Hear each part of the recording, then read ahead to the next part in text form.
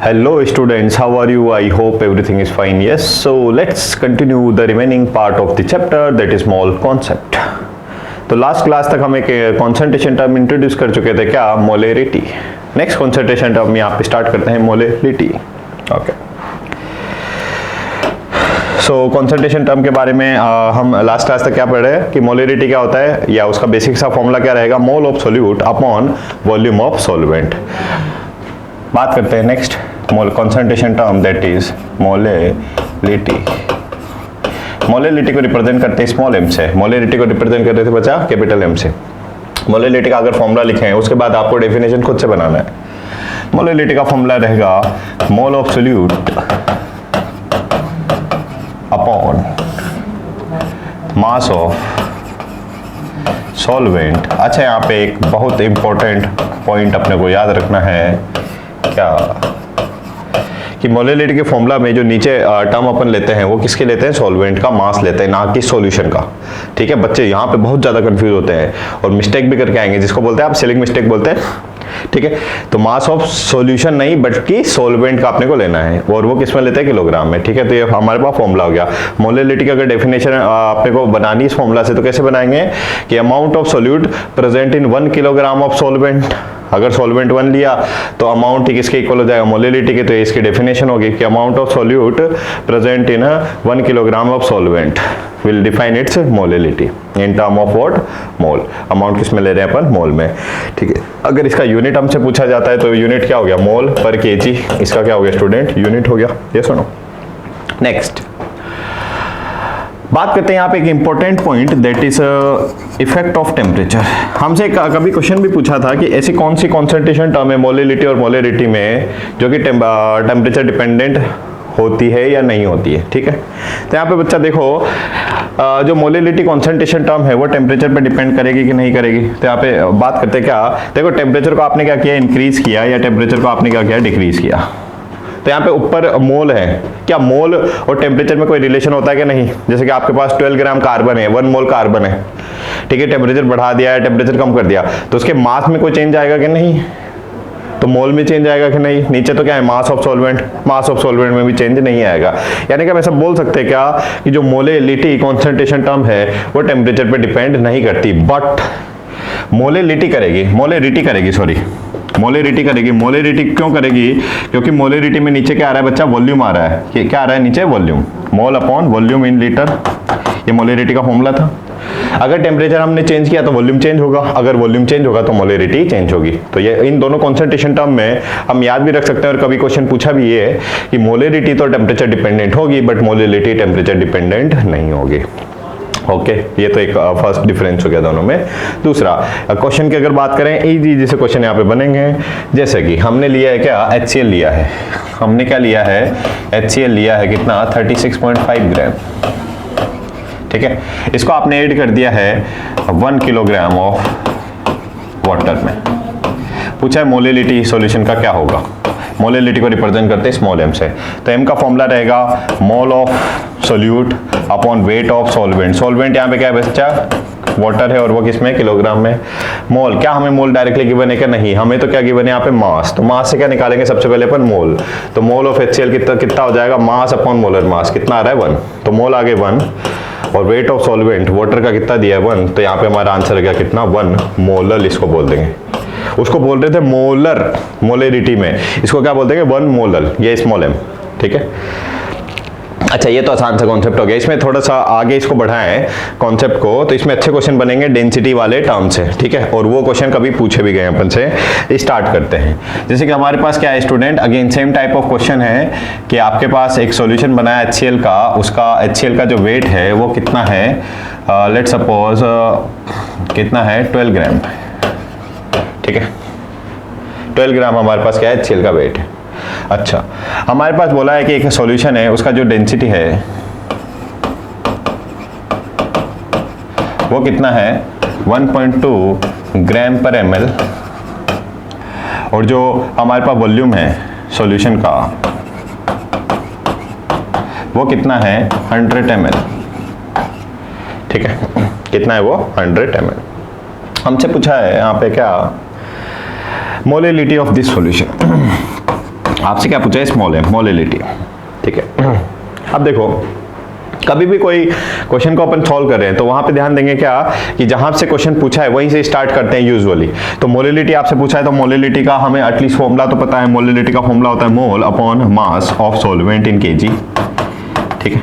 अच्छा, मोल किसके रखते हैं, सॉल्यूट के। अब यहाँ पे खुद से देखो, हमारे पास जब HCl को मिला रहे हो वाटर का सॉल्यूशन बना रहे हैं, यहाँ पे हमारे पास इंफॉर्मेशन क्या है कि HCl का सॉल्यूशन बनाया एक्वस सॉल्यूशन, यानी कि मेरे पास जो सॉल्वेंट है वो क्या स्टूडेंट, वाटर है। सॉल्वेंट क्या है मेरे पास, वाटर है। तो ऊपर तो रखेंगे मोल किसके, HCl के, तो मोल ऑफ HCl, और यहाँ पे जो वेट रखेंगे किसका रखेंगे आप बच्चा, H2O का, ठीक है। इतना कॉन्सेप्ट क्लियर है। अच्छा देखो हमें क्या HCl के मोल डायरेक्टली गिवन है क्या, नहीं, हमें तो HCl का क्या गिवन है, मास गिवन है 12 ग्राम। तो इस पहले मास से अपन कन्वर्ट कर देते इसको इसके मोल में। तो मास को अगर मोल में कन्वर्ट करना है तो क्या करेंगे, उसके मास को डिवाइड कर देंगे उसके मोलर मास से। HCl का मोलर मास कितना होता है 36.5, तो ये तो आ गया हमारे पास मोल ऑफ HCl। अच्छा, अब वेट ऑफ H2 लिखना है। H2 क्या है, सॉल्वेंट है। अब इस पूरे हमारे पास जो इंफॉर्मेशन गिवन थी, यहाँ पे बच्चा देखो इस पूरी इंफॉर्मेशन में हमें कहीं पे भी H2 का मास गिवन है क्या, नहीं। यहाँ पे हमें गिवन है क्या, डेंसिटी और वॉल्यूम। अब हम ये जानते हैं क्या कि जो डेंसिटी का फॉर्मूला होता है वो लास्ट क्लास में अपन ने कवर किया था। डेंसिटी का फॉर्मूला होता है क्या, मास अपॉन वॉल्यूम। तो अगर डेंसिटी का फॉर्मूला होता है मास अपॉन वॉल्यूम, तो क्या इसे हम मास नहीं निकाल सकते, तो मास का फॉर्मूला हो जाएगा क्या, डेंसिटी मल्टीप्लाई बाय वॉल्यूम।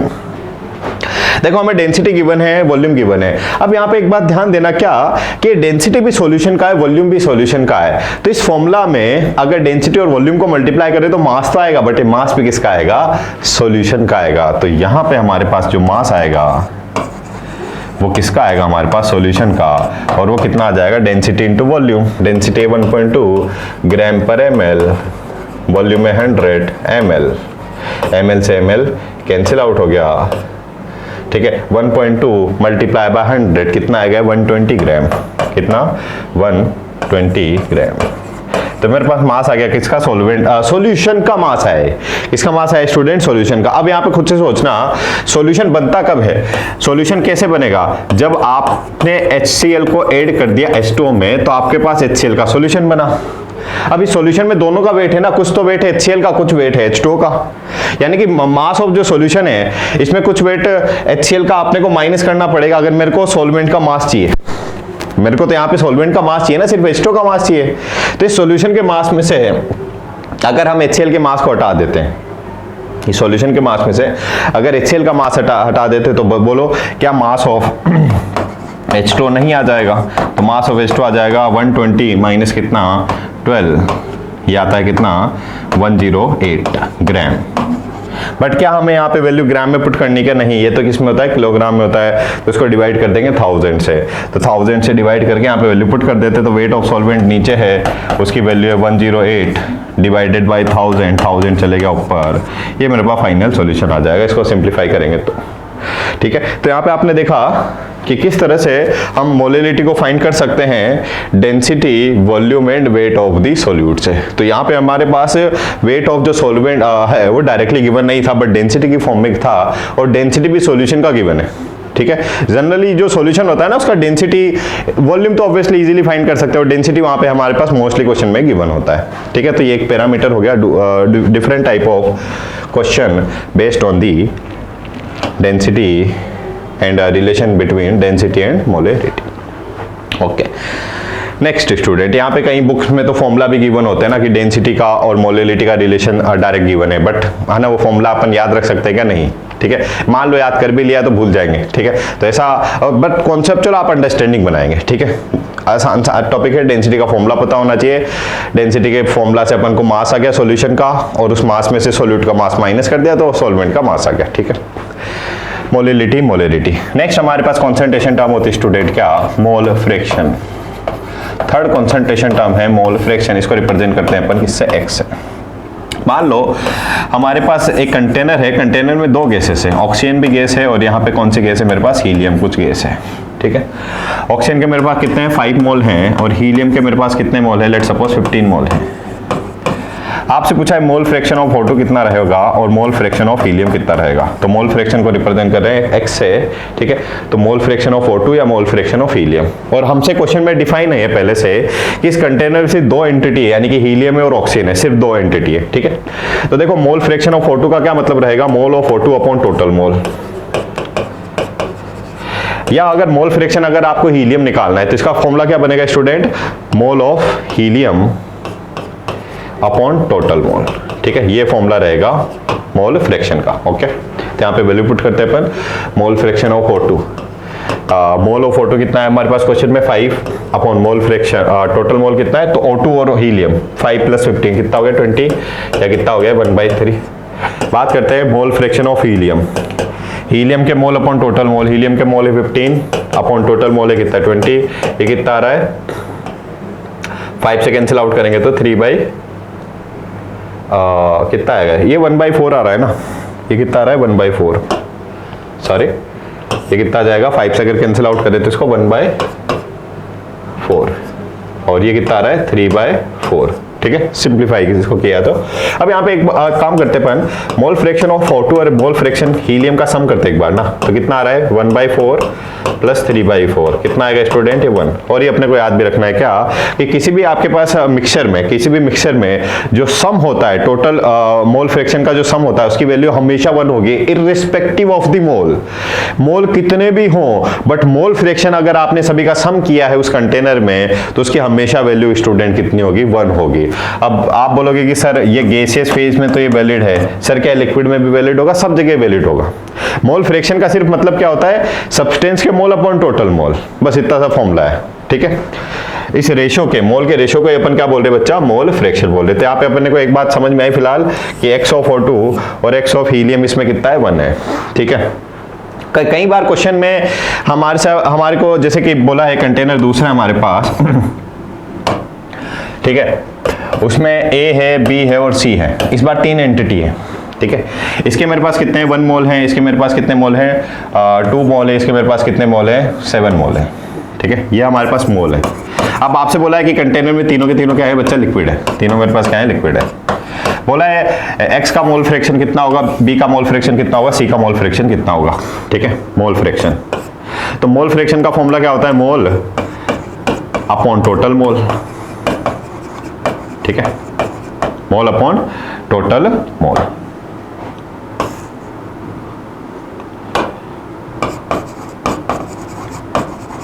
तो देखो मोल फ्रैक्शन अगर A का पूछा है तो x है, तो x का मोल फ्रैक्शन कितना होगा, A के मोल अपॉन टोटल मोल। कंटेनर में हमसे बोला है कि तीनों लिक्विड को आपने मिक्स कर दिया है, तो इसको इसको इसको, तो टोटल मोल कितने हो गए, इसका 1, इसका 2, इसका 7, कितना हो गया 10, तो 1/10। इसके मोल फ्रैक्शन बोलो कितना आएगा 2/10, इसके मोल फ्रैक्शन बोलो कितना आएगा 7/10, ठीक है। अब यहाँ पे काम करते हैं वापस से, मोल फ्रैक्शन A का, मोल फ्रैक्शन B का और मोल फ्रैक्शन C का सम करते हैं। तो इसकी वैल्यू कितनी है 1/10, इसकी बच्चा 2/10, इसकी कितना 7/10, 10 कॉमन ले लेते हैं एलसीएम, कितना आएगा 1 + 2 + 7 कितना आ रहा है 10/10, कितना आ रहा है 1। तो यहाँ पे भी देखो वापस से इनके मोल फ्रैक्शन की वैल्यू कितनी आ रही बच्चा 1 आ रही, ठीक है। तो ये कॉन्सेप्ट अपने को याद भी रहेगा, इस कॉन्सेप्ट को यूज कर सकते हैं अपन। मान लें हमारे पास एक दूसरा कंटेनर है, लास्ट क्वेश्चन कर लेते हैं इस पे, इसमें P और Q है। P का मोल फ्रैक्शन बोला है 0.3 और हमसे बोला है कि कंटेनर में सिर्फ दो ही एंटिटी है P और Q बस। तो Q का मोल फ्रैक्शन अपन डायरेक्ट बता सकते हैं क्या, यस। इसका Q का मोल फ्रैक्शन बता देंगे अपन कितना डायरेक्ट 7, क्योंकि इन दोनों के मोल फ्रैक्शन की वैल्यू हमेशा वापस से कितनी रहेगी 1 रहेगी, ठीक है। ये कॉन्सेप्ट हो गया हमारा मोल फ्रैक्शन का। मोल फ्रैक्शन का क्वेश्चन आपको वहां पे देखने को मिलेंगे स्टूडेंट, 12th स्टैंडर्ड में सॉल्यूशन नाम का एक चैप्टर है लिक्विड सॉल्यूशन, उसमें कई सारे लॉज के अपन बात करते हैं, रोल्स लॉ, हेनरीज लॉ, ठीक है। तो वहां पे इसका अच्छा खासा एप्लीकेशन पार्ट अपने को देखने को मिलेगा। टॉपिक तो आसान सा दिख रहा है बट वहां पे इसके कई सारे अपने को एप्लीकेशन देखने को मिलेंगे। और यही बात मैंने आपको शायद बताया भी था कि मोल कॉन्सेप्ट से क्वेश्चन डायरेक्टली भी पूछते हैं बट इसके एप्लीकेशन वाले पार्ट ज्यादा हमसे पूछे जाते हैं। फिलहाल नेक्स्ट कॉन्सेंट्रेशन टर्म स्टार्ट करते हैं। ये तीनों कॉन्सेंट्रेशन कहीं ना कहीं रिलेटिव है, ठीक है। तो इन तीनों को मैं एक साथ ही पढ़ाता हूँ, ठीक है, ध्यान से समझना, फिर इस पे कुछ क्वेश्चन अपन यहाँ पे देख लेंगे। तो स्टार्ट करते हैं। कॉन्सेंट्रेशन टर्म है हमारे पास text W/W, W/V and V/V, ठीक है। जैसे कि हमारे पास लिखा हुआ है कि 3.65% W/W HCl सॉल्यूशन, यहाँ पे भी लिखा हुआ है 3.65% W/V सॉल्यूशन, और यहाँ पे भी लिखा हुआ है 3.65 V/V सॉल्यूशन। ठीक है, जैसे कि हम तीन कॉन्सेंट्रेशन टर्म यहाँ पे देख चुके हैं, मोलरिटी, मोलिलिटी और मोल फ्रैक्शन की। फोर्थ हमारे पास कॉन्सेंट्रेशन टर्म है weight by weight, weight by volume, volume by volume, 4, 5, 6 जो भी बोलते इसको, HCl सॉल्यूशन। ठीक है, अच्छा तो इसका मीनिंग क्या है और इसको किस तरह से एक्सपांड करते हैं, तो पहले आप इसको एक्सपांड करना सीख लो, है ना। इसका क्या सिग्निफिकेंस होगा, मतलब इसको किस तरह से यूज करते हो बाद में समझ, बाद वाली बात है। ठीक है, अब इसका क्या मतलब है, बस इसको हमें एक्सपांड करना सीखना है यहाँ पे। ठीक है, तो यहाँ पे बच्चा इन तीनों कॉन्सेंट्रेशन टर्म में आपको याद रखना है क्या, ये जो ऊपर वाली एंटिटी होती है, ऊपर वाली ये वाली या ये और ये किसके लिए डिफाइन करते हैं आप, सॉल्यूट के लिए। किसके लिए डिफाइन करते हैं आप, सॉल्यूट के लिए। मतलब यहाँ पे W है तो W रिप्रेजेंट कर रहा है वेट को, तो ऊपर वेट है सॉल्यूट का, ऊपर वेट है सॉल्यूट का। V रिप्रेजेंट कर रहा है वॉल्यूम को, तो ऊपर वॉल्यूम है किसका, सॉल्यूट का वॉल्यूम है। नीचे वाली टर्म किसको रिप्रेजेंट करती है अपने आप में, ये रिप्रेजेंट करती है स्टूडेंट सॉल्यूशन को। किसको रिप्रेजेंट करती है, सॉल्यूशन को। ठीक है, यानी कि नीचे W है तो weight of solution, volume of solution, volume of solution. ठीक है, दूसरी बात, ये परसेंटेज का क्या मीनिंग है और इस रेशो का क्या मतलब है, तो हमेशा इसको जब एक्सपांड करते हैं जनरली, तो मैं हमेशा नीचे क्या लेता हूँ, 100 वाली टर्म ले लेते हैं। नीचे हमेशा अपन कितना ले लेंगे, 100 ले लेंगे। नीचे अपन क्या ले लेंगे, हमेशा 100 ले लेंगे। जैसे कि यहाँ पे 100 ग्राम, 100 ml, 100 ml। और ऊपर जो भी ये फाइनली जो परसेंटेज के साथ वैल्यू लिखी है, ये चली जाएगी हमारे पास सॉल्यूट के साथ। ठीक है, तो जो भी हमारे पास x परसेंटेज लिखा है वो चले जाएगा सॉल्यूट के साथ। फाइनली अब समझ गए। अब इसको एक्सपांड करते हैं अपन पास। हमारे पास HCl जो है वो तीन तरह से कॉन्सेंट्रेशन टर्म में गिवन है।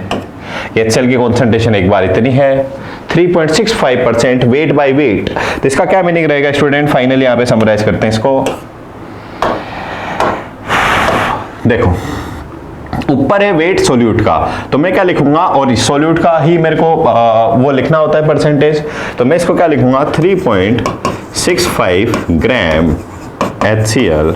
नीचे भी क्या है वेट, वेट किसका लेते हैं अपन, सॉल्यूशन का लेंगे, और नीचे अपने को बाय डिफॉल्ट कितना लेना है 100, तो क्या लेंगे 100 ग्राम सॉल्यूशन। क्या लिखूंगा मैं इसको 100 ग्राम सॉल्यूशन। तो ऊपर तो वेट था और नीचे क्या है, नीचे भी वेट है। ठीक है, ऊपर भी वेट नीचे भी वेट, ऊपर वेट होगा सॉल्यूट का, नीचे वेट होगा सॉल्यूशन का। ठीक है, इसका मतलब समझ लेते हैं। ऊपर अगेन वेट है, वेट किसका होगा, सॉल्यूट का, तो इसको किस तरह से एक्सपांड करेंगे अपन, 3.6 ग्राम HCl। नीचे क्या है, इस बार वॉल्यूम है। अब यहाँ पे देखो, अगर ऊपर आपने यूनिट यूज किया है ग्राम, तो नीचे करोगे आप ml। ऊपर यूज किया है किलोग्राम, तो नीचे यूज कर लोगे आप लीटर। ठीक है, तो अगर ग्राम है तो नीचे यूज करना है यूनिट मेरे को ml। तो 3.65 ग्राम HCl इन 100 ml सॉल्यूशन।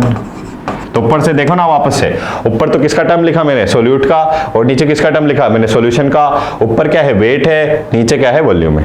ठीक है, थर्ड और लास्ट 3.65% ml HCl इन 100 ml सॉल्यूशन। ठीक है, ये इसका क्या हो गया बच्चा, मीनिंग हो गया। आपने कभी आज ही ट्राई भी कर सकते हैं आप, इस तरह के कॉन्सेंट्रेशन टर्म आपके जो जनरली कफ सिरप वगैरह अपन यूज करते हैं, इस तरह की कॉन्सेंट्रेशन टर्म वहाँ पे लिखी होगी, है ना, कि 2% weight by volume ethanol solution. Cup syrup की बोतल है मान लो, तो उस पर इस तरह से कॉन्सेंट्रेशन टर्म लिखी होगी 2% W/V, आप चेक भी कर सकते हैं आप। ठीक है, तो इसका क्या मीनिंग रहेगा, इसको आप खुद से बोलो, क्या इसका मीनिंग होगा, बोलेंगे आप में से कोई कि 2% WC2H5OH इथेनॉल का सॉल्यूशन आपने बना रखा है, तो इसका मीनिंग क्या हुआ कि 2 ग्राम इथेनॉल है, अगर उस बोतल का आपने 100 ml सॉल्यूशन लिया है। समझ में आएगा, नीचे तो वॉल्यूम है और ऊपर वेट है, तो वेट तो किसका होगा, इथेनॉल का, और नीचे वॉल्यूम किसका होगा, सॉल्यूशन का। समझा भी फाइनली। तो आपने अगर वो 100 ml का बोतल है आपके पास कप सिरप का, तो उसमें अल्कोहल कितना होगा, इथेनॉल C2H5OH 2 ग्राम। तो इससे अपन कमेंट कर सकते हैं। ठीक है, तो ये हमारे पास क्या होगी, different type of concentration term. Directly यहाँ पे क्वेश्चन अपन से नहीं पूछा जाता, इनके रिलेटिव क्वेश्चन अपन से पूछ लेंगे। जैसे कि एक क्वेश्चन यहाँ पे सॉल्व कर रहे हैं, ठीक है, बाकी अपने को रिलेशन याद नहीं रखने। जैसे कि एक क्वेश्चन तो मैं बता रहा हूँ इंटर कन्वर्जन वाला, ठीक है, बाकी आप खुद से समझ सकते हैं। फिलहाल उठा लेते हैं, जैसे कि ये वाला ही उठा लेते हैं। हमसे बोला है कि 3.65% W/V HCl सॉल्यूशन है, इसको कन्वर्ट करो आप मोलेरिटी में। क्या क्वेश्चन बोला है हमारे पास कि एक बोतल है, उस बोतल के ऊपर क्या लिखा हुआ है, 3.65% W/V HCl सॉल्यूशन, HCl का एक्वस सॉल्यूशन बना रखा है। पूछा है इसका मोलेरिटी कितना होगा, कैपिटल M पूछा है। तो एक कॉन्सेंट्रेशन टर्म को दूसरी कॉन्सेंट्रेशन टर्म में यहाँ पे हमें करना है कन्वर्ट। तो देखो हमें मोलेरिटी के लिए क्या क्या डेटा लगेगा बताइए। तो मोलेरिटी के लिए लगेगा मोल ऑफ HCl और नीचे क्या लगेगा, वॉल्यूम ऑफ क्या सॉल्यूशन, किस में लगेगा बच्चा, लीटर में। इतनी बात समझ में आती है सभी को। अब मेरे को मोल ऑफ HCl फाइंड करना है और वॉल्यूम ऑफ सॉल्यूशन फाइंड करना है।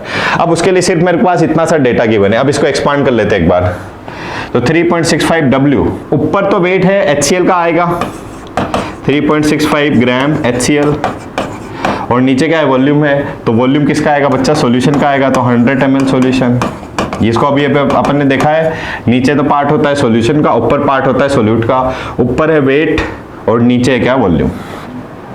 अब 100 ml में अगर इतना HCl, तो एक काम करते हैं, इसको सिंपल सी मेथड लगाते हैं 6th क्लास की, दोनों इक्वेशन के इधर और इधर 10 से मल्टीप्लाई कर देते हैं। पहले 100 ml में इतना, तो बाय डिफॉल्ट आप बोल सकते हो ना कि अगर मान लो हमारे पास 1000 ml होता सॉल्यूशन का, अगर सॉल्यूशन का कितना होता है 1000 ml, तो इसको भी मल्टीप्लाई कर देते हैं 10 से, ठीक है। तो इधर भी 10 से मल्टीप्लाई, इधर भी 10 से मल्टीप्लाई, तो हमारे पास 1000 ml हो गया। अच्छा देखो मोलेरिटी की जो कॉन्सेंट्रेशन टर्म होती है, यहाँ पे नीचे वॉल्यूम किसका होता है, सॉल्यूशन का होता है, बट वो लीटर में होता है। तो हमारे पास वॉल्यूम ऑफ सॉल्यूशन तो मिल गया, बट ये ml में, क्या ml को अपन लीटर में कन्वर्ट करना नहीं जानते हैं। तो 1000 ml को डिवाइड कर दिया 1000 से, तो किस में कन्वर्ट हो जाएगा, लीटर में। तो मेरे को पता लग गया 1 लीटर सॉल्यूशन में हमारे पास कितना है बच्चा, 36.5 ग्राम HCl है। अच्छा मेरे को अभी भी ग्राम है, हमें तो चाहिए यहाँ पे उसके मोल।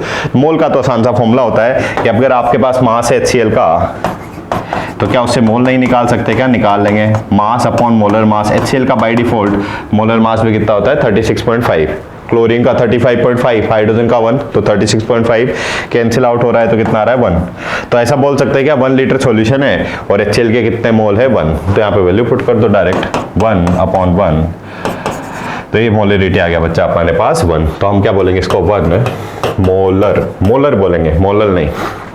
तो इसी सेम जो बोतल है हमारे पास जिसपे ये कॉन्सेंट्रेशन टर्म लिखा है, उस कॉन्सेंट्रेशन को हम दूसरी कॉन्सेंट्रेशन टर्म में लिख सकते हैं, दैट इज मोलेरिटी।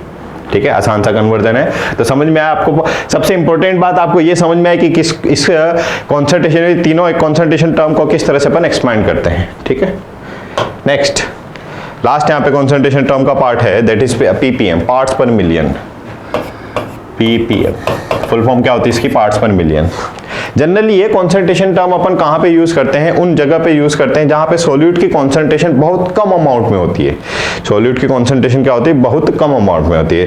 जैसे कि आपने एक बात सुनी होगी कि कई सारे विलेजेस इंडिया में ऐसे हैं जहाँ पे फ्लोराइड आयन की कॉन्सेंट्रेशन ज़्यादा होती है। वहाँ पे जो वाटर होता है, ग्राउंड वाटर, जैसे ट्यूबवेल वगैरह अपन या वेल, अपना हमारे पास किसी विलेज में वेल है, ठीक है, तो वहाँ पे आप ग्राउंड वाटर को बाहर निकाल रहे हो, तो उस ग्राउंड वाटर में क्या होगा, फ्लोराइड आयन की कॉन्सेंट्रेशन होती है। अच्छा, फ्लोराइड आयन की कॉन्सेंट्रेशन एक पर्टिकुलर अमाउंट से अगर ज्यादा है इस वाटर में, तो ड्रिंकेबल पर्पज के लिए नहीं यूज कर सकते। वहाँ पे टीथ हमारे कैसे हो जाते हैं, येलो हो जाते हैं, और भी कई सारी उससे प्रॉब्लम अराइज हो सकती है। ठीक है, फ्लोराइड आयन की कॉन्सेंट्रेशन अगर एक फिक्स कॉन्सेंट्रेशन से ज्यादा हुई, अब उस जो फ्लोराइड आयन की कॉन्सेंट्रेशन है जनरली अपन उसको किस में रिप्रेजेंट करते हैं, ppm में रिप्रेजेंट करते हैं। किस में रिप्रेजेंट करते हैं स्टूडेंट, उसको ppm में, पार्ट्स पर मिलियन। तो पार्ट्स पर मिलियन का देखो नाम ही में समझ में आ रहा है, पार्ट्स पर मिलियन, कि 1 मिलियन में कितना पार्ट। 1 मिलियन को बोलते हैं 10 पावर 6। जैसे कि हमारे पास एक F माइनस है किसमें, 10 पावर 6 है ना, सॉल्यूशन में। ठीक, जैसे कि हमारे पास क्या है बच्चा, 1 मोल F माइनस है, 10 पावर 6 मोल ऑफ, आपने क्या लिया है वहां पे, पार्ट्स लिए सॉल्यूशन के। तो 1 मिलियन पार्ट में एक पार्ट है किसका, F का। ठीक है, अब यहाँ पे ये रिलेशन आप ले सकते हो किसमें, मोल में भी ले लो या इसको वॉल्यूम में भी ले लो। ठीक है, जैसे कि फिलहाल मैं किसमें ले लेता हूँ इसको, मोल में। ठीक है, हमारे पास क्या गिवन है कि एक मोल मेरे पास क्या है, F माइनस है इन 10 पावर 6 मोल ऑफ वाटर। ठीक है, एक मोल मेरे पास F माइनस, जैसे कि 10 पावर 6 मोल आपने पानी निकाला उसमें से, तो उसमें से कितना मोल हमारे पास F माइनस का मिल रहा है, सिर्फ 1 मोल। कितना मोल F माइनस का मिल रहा है, सिर्फ 1 मोल। तो इस की कॉन्सेंट्रेशन को, F माइनस की कॉन्सेंट्रेशन को मैं क्या बोलूंगा, 1 ppm। क्या बोलूंगा स्टूडेंट, इसको मैं 1 ppm।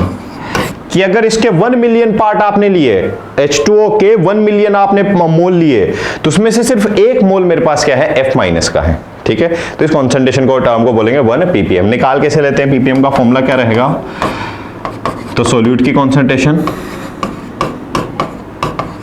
अपॉन सोलवेंट का कॉन्सेंट्रेशन मल्टीप्लाई बाय 10 पावर 6। यहाँ पे वैल्यू पुट करते हैं 1 अपॉन, ये कितना था 10 power 6 multiply by 10 power 6, cancel out हो गया, तो कितना आ रहा है 1 ppm। ठीक है, देख भी सकते हैं आप क्या आ गया मेरे पास, 1 ppm। ठीक है, तो ये जो 1 ppm का मतलब समझ गए। फाइनली दोबारा एक बार एक्सप्लेन कर रहा हूँ कि उस वेल से या ट्यूबवेल से हमने इतने मोल निकाले वाटर के, तो उसमें से सिर्फ 1 मोल किसका आ रहा है, F माइनस का। तो यानी कि बहुत कम है ना, 1 मिलियन में से 1 मोल सिर्फ F माइनस का, यानी कि उसकी कॉन्सेंट्रेशन काफी कम है। तो जनरली हमारे पास अगर सोल्यूट की कॉन्सेंट्रेशन काफी कम होती है तो उसको हम रिप्रेजेंट करते हैं किसमें, ppm में। एक और कॉन्सेंट्रेशन टर्म होती है पार्ट्स पर बिलियन। ठीक है, जनरली उसकी बात नहीं करते, बट वहां पे कॉन्सेप्ट हो जाएगा 1 पार्ट इन 1 बिलियन एंटिटी। ठीक है, तो यहाँ पे हमारा कंप्लीट हो गया ये different type of student concentration term. Okay, तो यहाँ पे हमने अभी तक क्या क्या स्टडी कर लिया है, मोल कॉन्सेप्ट का हमने एक इंट्रोडक्शन पार्ट यहाँ पे देखा था, फिर केमिकल रिएक्शन पे अपन ने बात किया था, फिर हमारे पास एक concept that is limiting reagent अपन यहाँ पे स्टडी कर चुके हैं। Then we talked about the chemical reaction में लिमिटिंग रिएजेंट के बाद percentage purity and percentage composition, empirical formula, molecular formula and what different type of concentration term. इसके अलावा भी कुछ कॉन्सेंट्रेशन टर्म होते हैं, जैसे कि बात करते हैं नॉर्मेलिटी की। तो नॉर्मेलिटी का सिर्फ फॉर्मूला याद रख लो फिलहाल के लिए। नॉर्मेलिटी का फॉर्मूला होता है क्या, molarity multiply by valency factor, या एन फैक्टर भी इसको कई बुक में बोलते हैं। तो वैलेंसी फैक्टर क्या होता है, तो वैलेंसी फैक्टर को आप डिटेल में स्टडी करोगे रेडॉक्स रिएक्शन में, बट बहुत एक माइन्यूट सा आइडिया दे देता हूं मैं। क्या वैलेंसी फैक्टर को आप बताते हो कितने H प्लस या OH माइनस हमारे पास एसिड या बेस ने दिए हैं। वैलेंसी फैक्टर को अलग अलग तरह से डिफाइन करते हैं, मैं एक तरह से डिफाइन कर रहा हूं फिलहाल एसिड और बेस के रिस्पेक्ट में। तो अगर हमारे पास जैसे बच्चे एक बार HCl सॉल्यूशन है और एक बार क्या है H2SO4 है। देखो HCl अपने आप में क्या है, एसिड है, ये क्या देता है, एक H प्लस देता है। H2SO4 को जैसे सॉल्यूशन में पुट किया तो हमारे पास ये कितने SO4 देगा, H प्लस देगा 2। ठीक है, तो कितने हमारे पास एक्सचेंज उसने हाइड्रोजन किए हैं एसिड के केस में या बेस के केस में, कितने OH का वहां पे एक्सचेंज हुआ है।